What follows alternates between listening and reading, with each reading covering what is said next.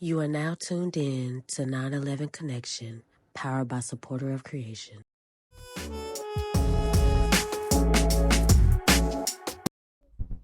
All right, so hello everybody. Today we are at Pan African Connection, and I have a beautiful political activist who shows his revolutionary ideas through his artwork, and I'm going to give him a chance to just give a introduction of himself.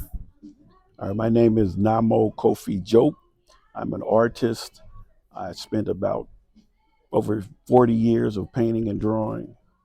And yeah, Okay, thank you so much for that introduction, Mr. Nommo Diop. My first question for you today is I remember the first time that I spoke to you on the phone, Nomo. I was intrigued by your last name, which is Jope, which is also the last name of a groundbreaking revolutionary, Cheikh Anta Diop, who is an anthropologist, philosopher, physicist, historian, and politician of Senegal. Even though you stated that you were not of blood relation, you did decide to take his last name. And I wanted to know what was the inspiration behind that decision and how his political statements inspired you personally. well, Sheikh Ante Diop was inspiration to me because of how he talked about civilization.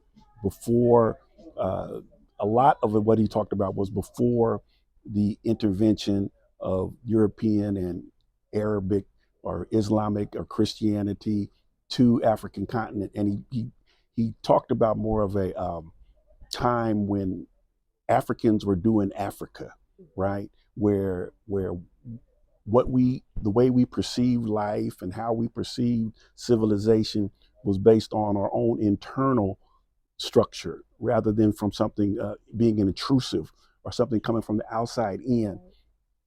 And I spent a lot of time thinking about the our nature, which is a our worldview, which is a lot different worldview than the worldview that we live in today. Okay. Thank you so much for that answer. Now, my second question is I love that you create tangible art pieces to commemorate the unseen aspects of our ancestors, to honor African kinship and our legacy. We all have African blood running through us, and I was wondering if you were knowledgeable about your lineage or your tribe or even the region you come from, and if their culture has inspired your creativity even beyond your paintings, because I know you're a poet as well. Well, thank you. I'm glad you asked that question because I didn't do any research or DNA research, but I know my sister did, Mhm. and she was able to link us to a tribe out of oh shoot, and that's when you said that I had to start thinking about it. But there's actually a group of Africans that lived in the west coast of Africa that she was able to link our heritage back to. Mm. And at the time, right now, it slipped my mind. I can't think of the name of it, but and it was kind of recently that she told me about that. But I also believe that the idea of us coming from these tribes um, has a lot of it has been lost, and we can only trace it back through DNA.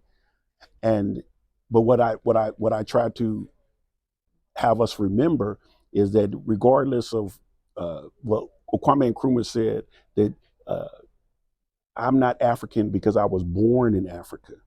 I'm African because Africa was born in me.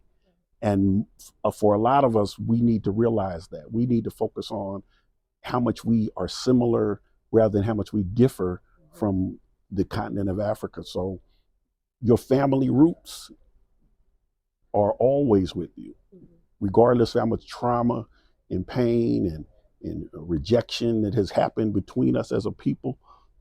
We are still rooted and linked to our DNA. And for a lot of us, we need to know it, go find it out biologically. And but then that biological connection, it can be expressed in a lot of different ways other than just the biological. It can be expressed in our emotions, our mental, our physical, and all of that combined. Mm. That was a wonderful answer. My third question is I resonated deeply with your industrial maintaining organization piece, and there was an image in my mind of a cohesive community where knowledge of preserving nature was at the forefront, respecting nature and working alongside nature. Technology still plays a big role in this futuristic organization, which is being used to revolutionize this movement of change. I enjoyed deeply the part where it stated that after years of imbalance, violence, and misunderstanding, we as a universal people have surrendered and realized that change is more important than reaction. The reaction being the brutality and ferocity that we have so abundantly given the world, which could be eradicated by positive change, such as effective communication, consideration, care, nurturing environments, proper education, cohesive communities, and understanding of oneself. The artwork itself is a bold statement of how a community with so many different abstract and unique ideas can still come together as one to create a harmonious coterie. When you say reshape your geometrics, are you referring to reshaping our mindset to achieve this futuristic, cohesive community that I am imagining within your artwork? But I'm so glad that you brought this up to me. Um, the IMO, or the Industrial Maintaining Organization, has been something that I've been thinking about since I was like 17 years old. I'm actually 64 years old and going to be 65 this year. But the whole idea has been something around. Not to say that I knew everything back then and when I was 17 years old, but it took me on this journey of understanding why African people were in the situation that we were in. And I spent a lot of time reading, studying. Um, I belong to an organization called the All African People's Revolutionary Organization, All African People's Revolutionary Party.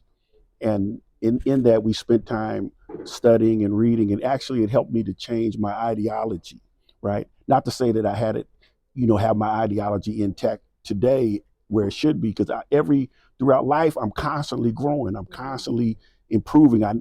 This experience here even adds to that, right? So I'm always like an unfinished product, unfinished business, right?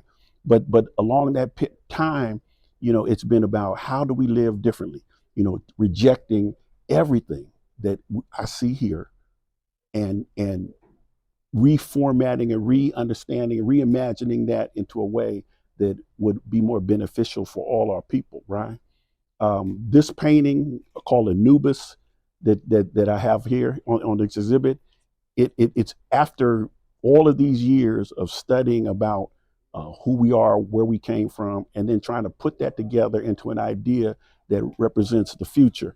So Anubis is talking. If anybody knows anything about Anubis, he was the gatekeeper of the life that we live in today and the afterlife that we live after, right? And he weighed the your chances on going into the afterlife based on how your heart, and if your heart was as light as a feather. And for most, we I think we really sleep on a lot of the ideas around uh, uh, Kemetic culture, and a lot of it's because we still look at it through this European lens. We still look at it from the eyes of how these with what happened to a lot of Africa was that Europeans came to Africa and they couldn't understand what we were doing, so they put a name on it. They said, "Oh, well, you're doing this," and then they took that and then they taught us that this is what you were doing, rather than us explaining to them, "No, no, this is who we are."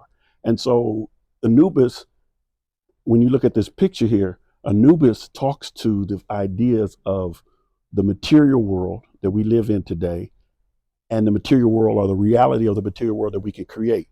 So there's and that for you to live in this material world and live it balanced with what we eventually will create, is an idea that first you got to be right with who you are as a people today, right? You cannot half step that. You cannot half ass that. You cannot, just do it sideways. You have to be totally who we are as a people. And that in some ways, I believe, lightens your heart, because the heaviness that goes on is us trying to conform or believe us to be something other than who we are as a people, right? And the afterlife, this industrial maintaining organization, this idea that you're saying about reshape your geometrics, right? Is clearly that we have been forced to believe that we are going. I mean, even when you look at anything that has to do with the future, any type of movie, any type of depiction of the future, I always had a problem with where we are. Where are we? I mean, whenever you see the future, it's either destruct. The world is destroyed. The world is been nuclear attacked. And there's another thing is you still see the same economy in the future, right? You still see capitalism, right? You still see imperialism. You still see colonization, right? So how could a, a, a, a system like this create the future? It's impossible. All they can do is recreate itself in the future and make it look like it's a future. But I've never really been fooled by that. So I try to create a future that really is the future, which would mean that everything has changed. I mean, there's not even a museum of this in the future, right? It's all been removed. And I believe that the people have changed. There's no more borders, boundaries. The resources of the world are totally reconfigured to be used in a totally different way. Everybody works. It's not about an economy that we have an unemployment rate. You know what I'm saying? The bottom line is we have an unemployment rate because the capitalists haven't figured out how to use you yet, right? So to be honest, we need to create a system where everybody can work. Work becomes like it's industrial maintaining organization. So it's maintaining the work in an organization, right? And the potential for that as human beings is exponential. We there is no limit. The universe, as we see it, is a minimal piece of the whole entire universe. I have a book at home, and it's called The Universe, and it's mapped out all of these, just continuously expanding universe. I mean, it's amazing how far the universe actually expands. All that tells me is, as human beings here on this planet, that we are far below our potential. We have, this is a very base society. The way it uses people, the way it operates, it's on a base level. It does not take us to the level that we should be as our minds are capable of, right? So the industrial maintaining organization is basically, if the possibilities of us using our mind potential is actually expanded beyond the minimalist kind of approach that we look to the world based on some white man's view of what the world should be, right?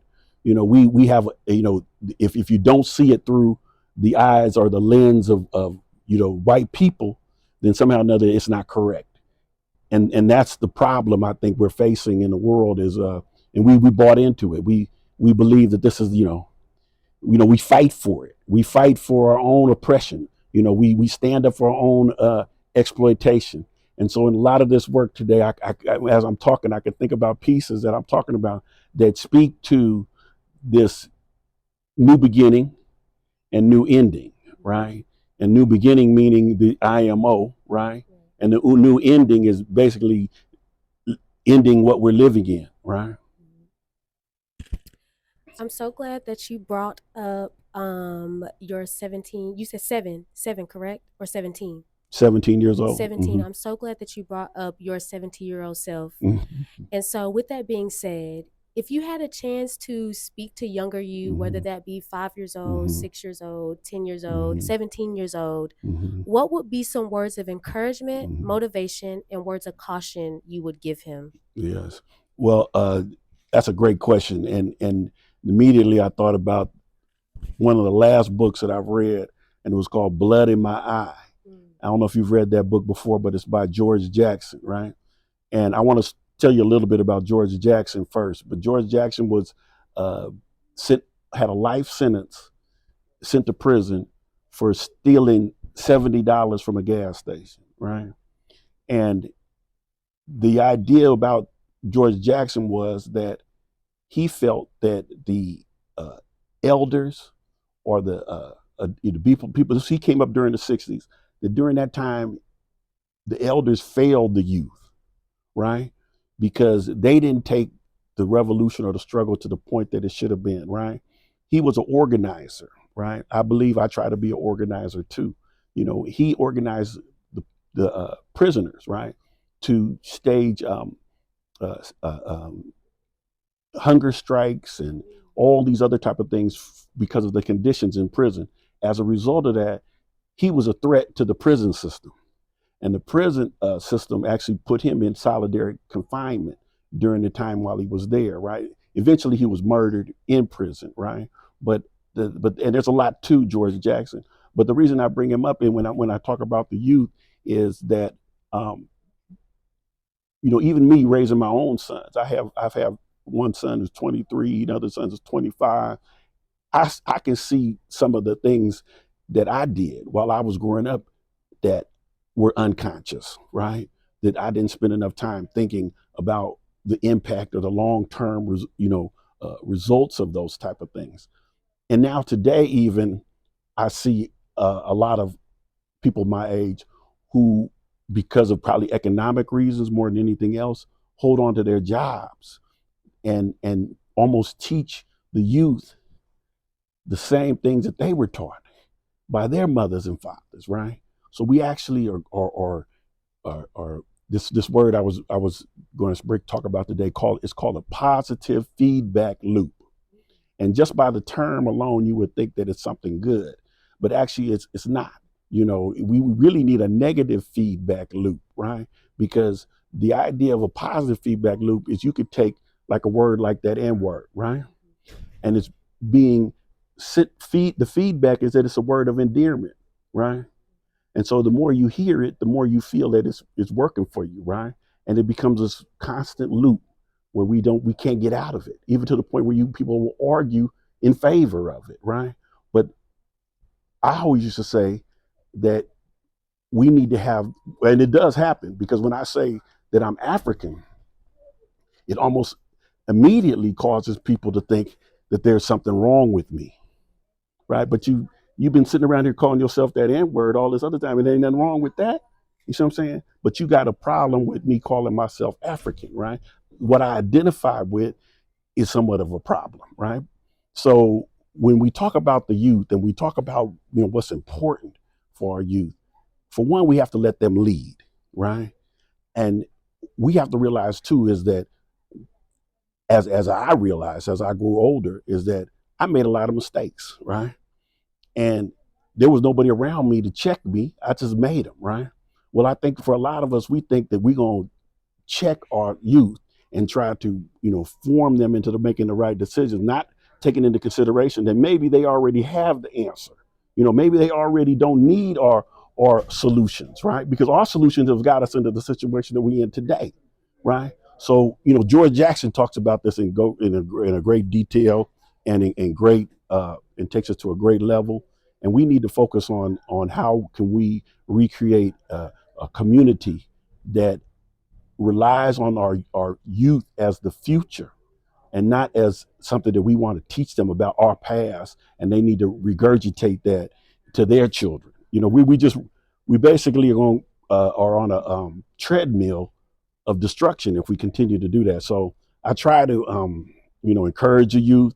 I try to make sure that the youth understand that they are the spark of any revolution, and that we need to make sure that the youth are held to a higher standard based on our ability to let them lead.